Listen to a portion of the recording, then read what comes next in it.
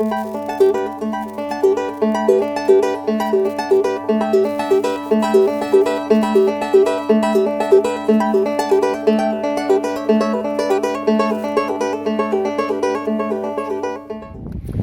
moi j'ai commencé à penser d'écrire un jour les poèmes quand j'étais enfant et j'ai regardé une série télévisée à la télévision italienne. Moi j'avais 7-8 ans et c'était l'Odyssée et c'était fantastique. Mais avant chaque épisode de l'Odyssée, il y avait le grand poète italien Giuseppe Ungaretti qui était déjà vieux, qui lisait un peu de Homère. Et moi, voir ces vieux-là qui mangeaient les mots, je me disais, je vais faire ça quand je serai... Et puis, j'ai toujours lu beaucoup de poèmes à l'école. J'aimais bien lire des poèmes, même pas des programmes. Et puis, j'ai commencé à écrire. Et comme tout le monde dans l'adolescence, mais quand j'avais 18-19 ans, j'ai commencé à vouloir le dire au public. Parce que j'ai toujours pensé que la poésie était pas seulement l'écriture, mais aussi l'oralité. Et alors, j'ai essayé de trouver toujours des endroits pour dire mes poèmes. Et quand je les trouvais, j'invitais aussi des autres poètes. Donc, pour faire vraiment... Et c'est sur cette philosophie qu'est né aussi mon festival en 95. Bon, là, c'était pas des amis, mais les plus grands poètes du monde. Et maintenant, ça fait 27 ans que je fais ce festival qui est le plus ancien, le plus grand en Italie. Ils sont venus 5 prix Nobel, Ferlinghetti, Louride, parce que c'est un festival justement qui est poésie à 360 degrés, mais aussi en rapport aux autres formes d'expression. Puis, après le premier amour pour la poésie, j'ai commencé à jouer la guitare et donc j'ai commencé aussi à composer des musiques et chansons et textes. Mais c'est très différent l'écriture des textes pour une chanson et l'écriture d'un poème. Et comme disait le plus grand chanteur-compositeur italien qui est Fabrizio De André, une fois est venu à mon festival et j'ai demandé parce que lui avait un texte sur une anthologie et j'ai dit mais tu es un poète? Il m'a dit non parce que quelqu'un qui fait une chanson, le texte c'est un 50% de quelque chose, tandis que le poème doit être le 100% de quelque chose. Et ça c'est vrai parce que dans un poème il y a tous les sens. Et donc aussi la musique, aussi les parfums, aussi tout. Et puis après ça, j'ai continué, j'ai repris un peu à écrire la poésie et parallèlement à jouer la musique et à organiser mon festival qui est du 95 jusqu'à maintenant. Et puis j'ai commencé depuis les 98, 97, j'ai commencé aussi à aller à l'étranger. Et désormais, la plupart de mes lectures se passent à l'étranger plutôt qu'en Italie. Donc, bien sûr, avant la pandémie, j'étais plutôt à l'étranger. Et donc, on m'a traduit et publié dans différentes langues, plus de 10 langues. Et j'ai eu le paradoxe d'être publié en 10 langues avant d'être publié en italien. Donc c'est bien. Donc j'avais toujours des livres bilingues, mais pas seulement en italien. Et j'aime bien parce que j'ai vu que même quand tu vas dans des pays où on ne comprend rien de tout de ta langue, par exemple en Chine, en Finlande, comme ça, et d'abord, tu le dis en ta langue originale. En italien, il y a une langue spéciale, une espèce de avant-langue, et ça passe l'émotion. Puis quand il y a les concepts, donc la traduction et les significats, alors passe un autre niveau de significats, de choses. Mais la poésie passe aussi à niveau des sons. Et puis j'ai toujours travaillé sur le son des mots et sur la façon aussi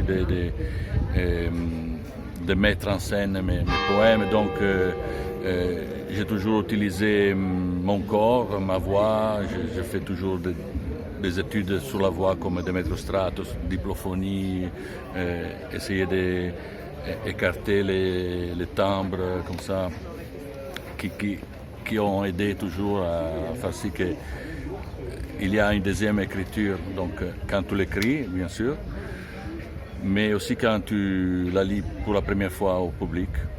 Et donc tu commences à avoir quelle pose, quel jeu de voix, des choses comme ça. Donc c'est une autre écriture, c'est une écriture orale. Et j'ai toujours pensé que c'était important de donner une troisième dimension à la page, disons. Donc la troisième dimension, c'est mon corps, évidemment ma voix. Et donc en allant comme ça, si souvent à l'étranger, il y a toujours les problèmes de traduction. Alors dans les langues plus ou moins proches que je fréquente, je peux me rendre compte si une traduction est plus ou moins bien faite ou en tout cas qui est fidèle à l'original. Mais quand on m'a traduit par exemple en japonais, en chinois, et alors donner un poème à traduire, c'est un peu comme donner ton fils à un babysitter. Peut être la plus douce personne du monde, mais peut être aussi un serial killer, un pédophile. Donc bon, tu dois faire confiance au traducteur. Et alors là, tu regardes un peu le public. Si les réactions du public sont plus ou moins au même temps que l'original, alors bon, ça marche. Mais c'est toujours une question de confiance. Comme je te dis, alors, mon livre en italien est venu après le livre à l'étranger et forcément c'était un livre qui a mis ensemble plusieurs années de ma production.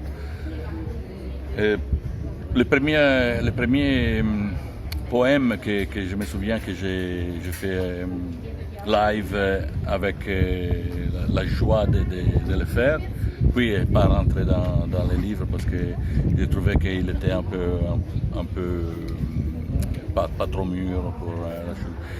Mais par exemple, il y a un poème qui est devenu, bon, disons, célèbre pour être un poème, que c'est La Marche de l'Ombre, où je l'avais écrit pour l'UNESCO, parce qu'il avait demandé un poème pour chaque poète sur la guerre. Alors j'avais pensé à la guerre comme un bombardement de nœuds à se défaire et des murs qui soudain ils se font, ils te rendent dans une prison, ils te murent dans une prison. Et là, mais j'avais pensé aussi à la guerre qu'on combat tous les jours. C'est la guerre entre la lumière des passions, des désirs, de la curiosité, du partage des savoirs et les noirs de l'indifférence, de l'ignorance, de l'arrogance. Et donc, cette guerre, chacun de nous, il est en train de les combattre. Et ce sera la vraie guerre, ce sera la guerre de l'humanité, entre qui veut continuer à évoluer et qui veut arrêter l'évolution juste pour prendre le contrôle de tout. Est-ce qu'il y a des auteurs qui t'ont marqué? Mais je peux dire sûrement Baudelaire, c'est mon étoile polaire. Et puis je peux dire par exemple Ungaretti pour la synthèse dans les mots. Alors c'est les mots là, et chaque mot c'est une espèce de distillation des mots et c'est vraiment la goutte. Et puis je peux dire Marinetti pour pas seulement pour le futurisme, mais pour sa figure de poète manager, poète organisateur, c'est un peu ça. Et puis j'aime bien des autres, Rimbaud, j'aime bien Whitman, j'aime bien beaucoup de, de poètes écrivains. Dostoïevski, par exemple, c'est un autre. Et cette année, c'est curieux et j'étais content, même pour mon festival, parce qu'il est le bicentenaire de mon écrivain préféré qui est Dostoïevski et de mon poète préféré qui est Baudelaire. Donc, j'ai vraiment pensé de faire des hommages à tous les deux et j'ai écrit des spectacles justement entre poésie, musique et multimédia. Qu'est-ce que tu penses à propos de la poésie actuelle italienne? Bah alors, je pense qu'en général, en parlant en général, la poésie italienne maintenant, c'est moins intéressant que par exemple la poésie anglaise ou allemande en général. Actuellement. Si on parle par exemple du XXe siècle, je pense que la poésie italienne c'était la plus grande du monde. On a vraiment eu des poètes de tous les styles et toujours à très, très grand niveau. Mais par contre, il faut chercher, même en France c'est la même chose, ce ne sont pas les poètes qui sont mis en groupe qui sont les plus intéressants, mais ce sont plutôt des poètes cachés. Ils ne font pas partie des mainstream des poètes, ce ne sont pas les poètes les plus présents dans l'anthologie, les plus, disons, médiatisés. Mais il y a vraiment, maintenant il y a moins, par exemple, des revues, des choses comme ça, qui aident à les faire découvrir. Il y a le net, bien sûr, mais dans le net, il y a vraiment trop de médiocrité, et donc même les gens bien, ils sont un peu dilués dans cette merde, oui. Oui. Et donc, il faut vraiment aller, par exemple, dans les festivals, dans les librairies indépendantes surtout, pour essayer de trouver des trésors cachés. Oui, mais ce n'est pas la même chose, par exemple, dans les festivals aussi, ou dans les grands salons aussi. C'est un reflet de ce que tu as dit, en fait. Toujours comme des mainstream qui sont représentés. C'est tellement difficile de trouver des trésors cachés, parce qu'ils se cachent. Oui, je vois que la plupart des festivals, ils invitent toujours ceux qui sont plus pleins de prix, pleins d'articles, parce que même les sponsors sont plus contents et donc donnent l'argent plus. Ça c'est normal dans tous les domaines, pas seulement la poésie. Puis la poésie, un poète célèbre, c'est inconnu pour presque pour tout le monde. Donc, mais la force d'un opérateur culturel, d'un directeur de festival, c'est aussi d'être comme une antenne et capter un peu les vibrations qui... Ça veut dire qu'il suit par exemple les réseaux sociaux, suit les petites fanzines, les petites photocopies. Oui, en général, la plupart sont là-bas en fait. Exactement. Et avoir un regard tout azimut. Oui. C'est pas bon, ça c'est l'expérimentalisme, ça. Non, tous ensemble. Il faut vraiment.